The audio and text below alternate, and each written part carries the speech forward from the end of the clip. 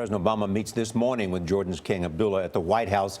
They will discuss two major issues on Jordan's doorstep: the civil war in neighboring Syria and the fight against ISIS in Syria and Iraq. In an interview Thursday, I asked the king about the prospects for Middle East peace.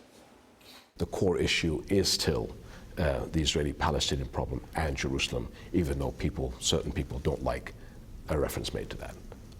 You know, whether it's true or not, that argument is still being used by the extremists, and countries around the world realize that they have to solve the problem for their benefit. There's no question in your mind that this battle against extremism can be won.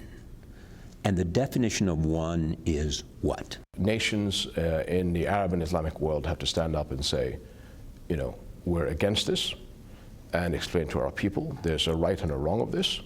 And people have to make a decision. This is our war. This is a war inside of Islam. So we have to own up to it. We have to take the lead, and we have to start fighting back. And if you do that, extremism can be what?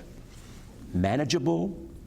Well, eradicated? I don't want to get into the details, because a lot of us are talking to each other about how to deal with this. But what happens is, I think when you clearly define what it is to be a Muslim and what these people are, I think it defines the argument much easier inside of Islam of how to deal with this issue. This seems to be a significant moment, and the dialogue is important and crucial to come together to figure out how you're going to combat this. We have to be courageous to stand up and face this head on.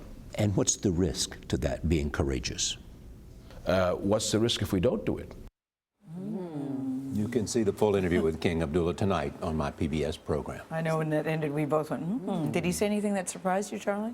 Well, I think what not really surprised me, but he's really out front there saying that this is a problem for all the countries in the Arab world to step forward and say how extremism has to be stopped.